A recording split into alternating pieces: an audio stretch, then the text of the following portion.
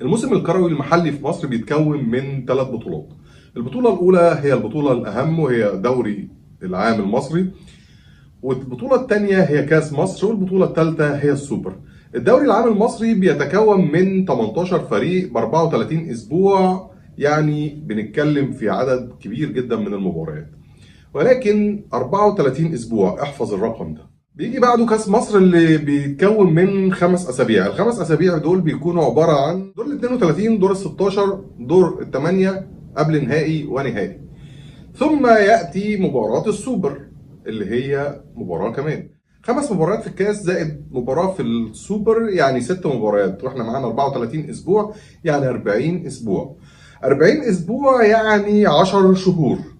10 شهور. بيجي بعد كده ممثلينك في بطولات افريقيا.